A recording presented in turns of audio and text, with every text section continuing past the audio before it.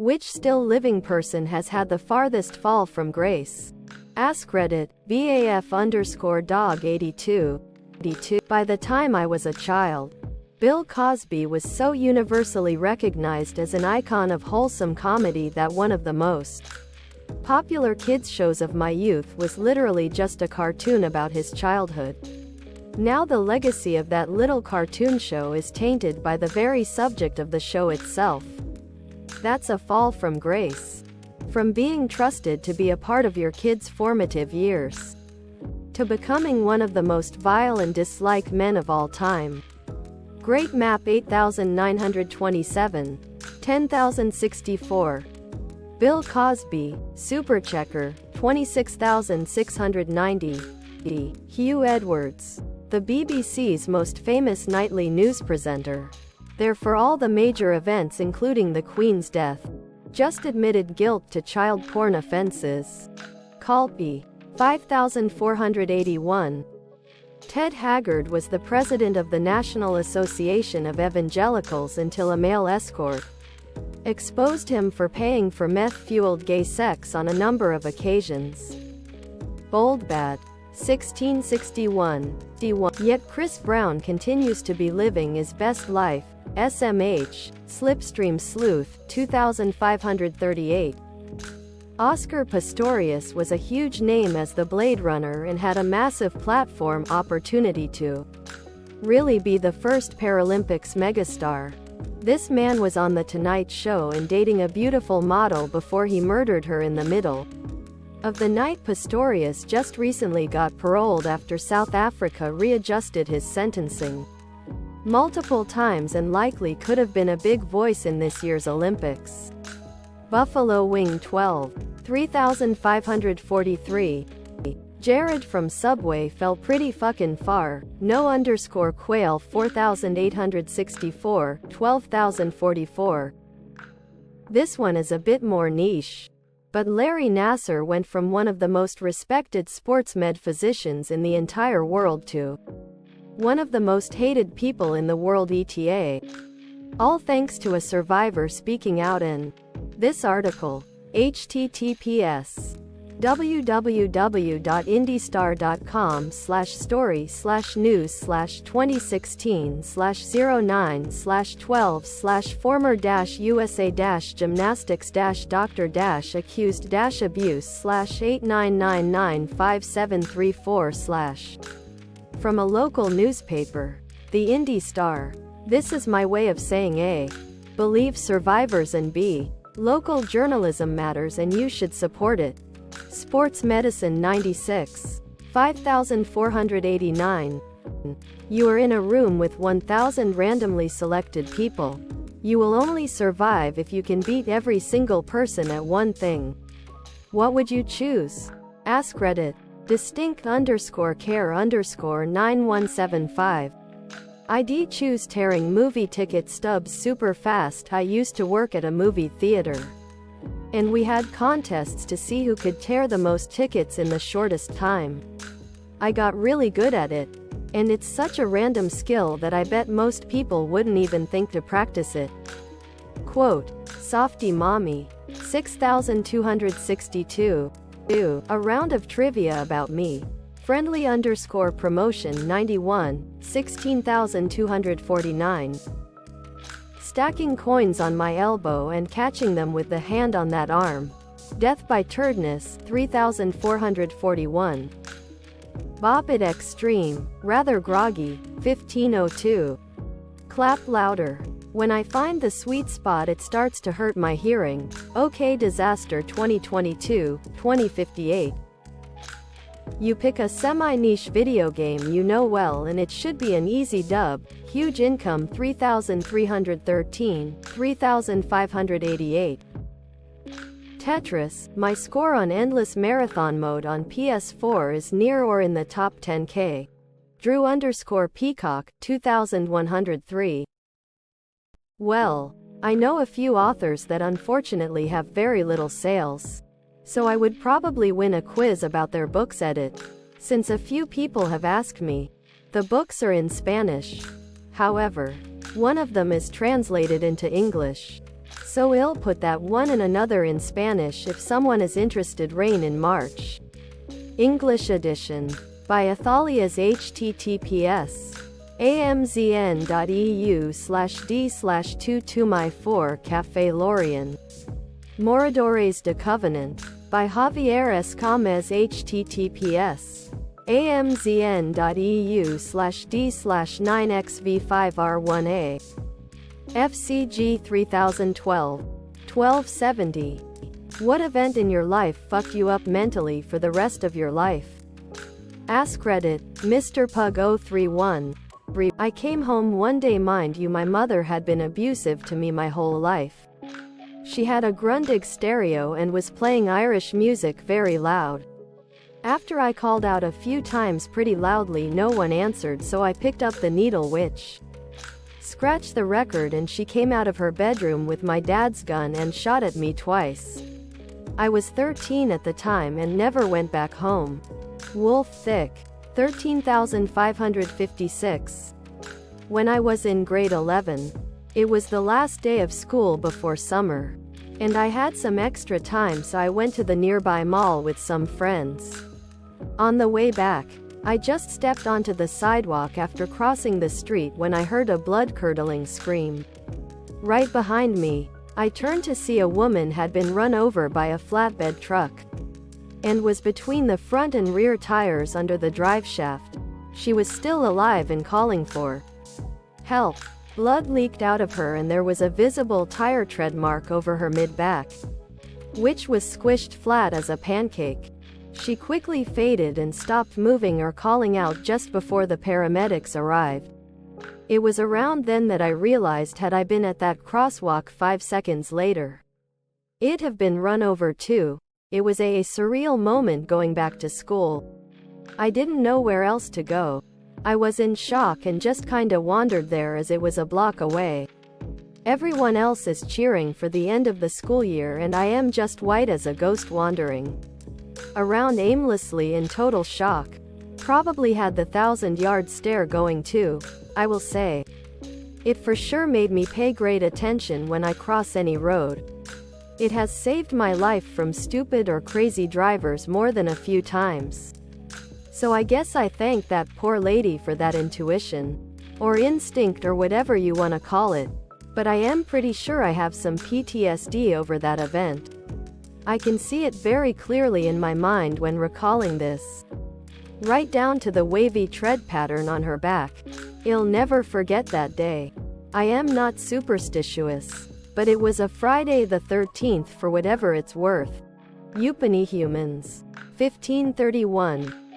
My whole childhood was an event that fucked me up mentally for the rest of my life, but when I was 8, my little brother hung himself with his long sleeve on our bunk bed and I walked in while he was purple and limp with his eyes rolled back.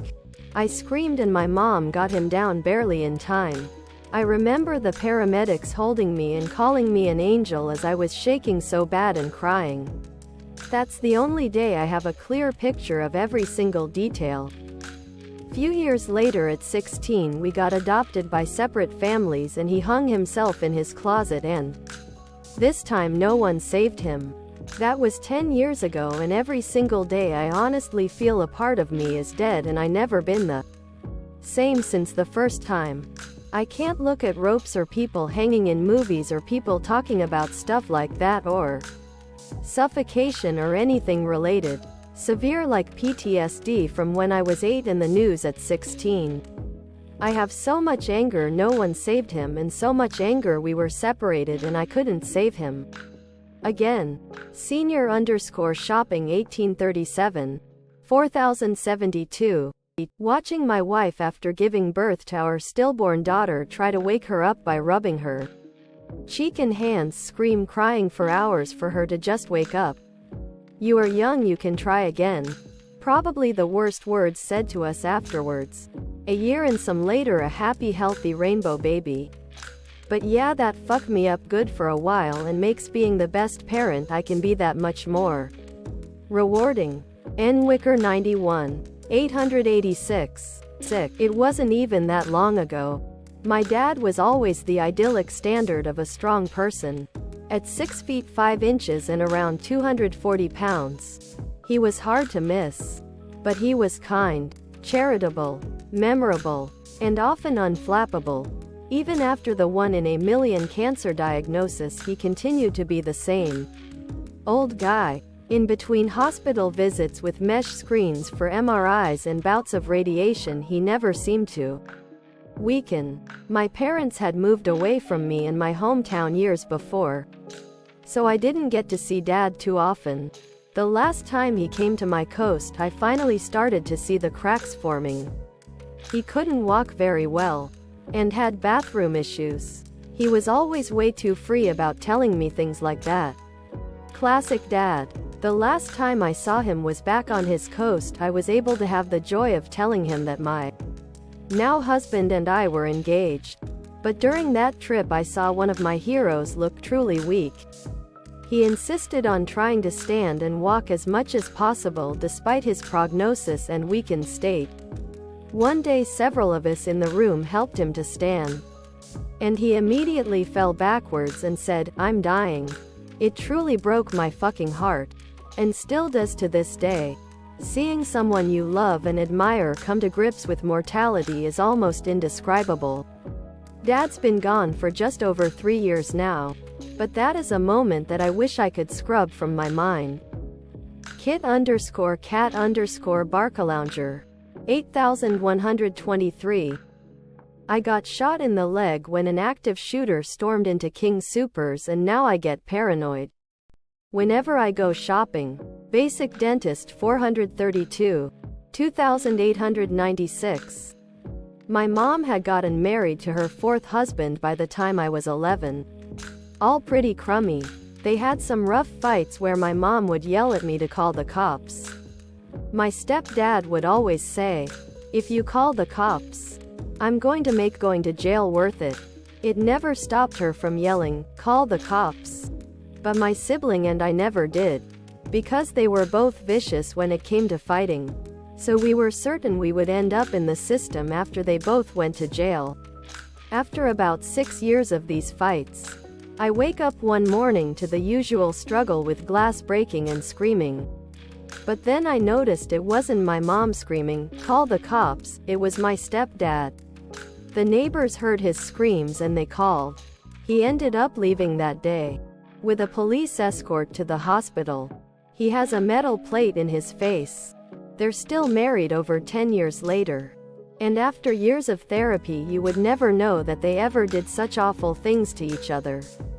But sometimes I look at him and that day plays in my head over and over. They really love each other. And I don't think she meant to hurt him so badly. But it's crazy what we went through and what it had to take to get them to seek help. It's crazy what my brain tried to convince me was normal and not abuse. Validating Marilyn. 2417. Heard the impact of someone falling to their death. Can never unhear that noise, and whenever I hear something similar I jump slightly. Deugian. 1694. People who don't want to do organ donation after they die, why? Ask Reddit. Ulania. I am fine with donating my organs. But I work for an estate planning law firm.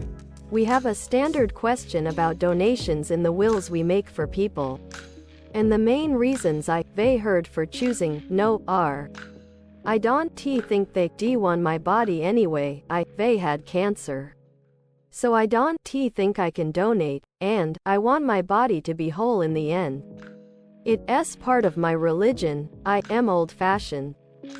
Florana Girl. 6619.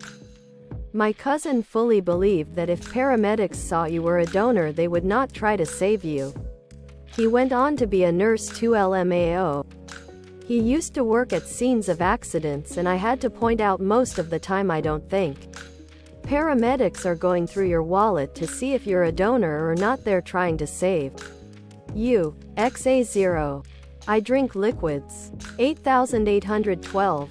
Well, I have some health issues that are not well understood. And some countries recommend we don't donate organs until more is understood. So, don't want anyone to have my possibly diseased organs. Space Buggles. 3454. I am an organ donor.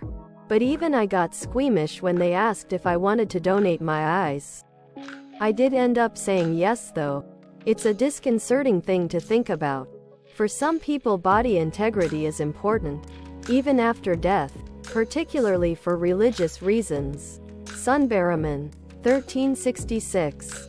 That one Reddit post somewhere about someone's grandma being donated to science but only to have the military use it to test explosives.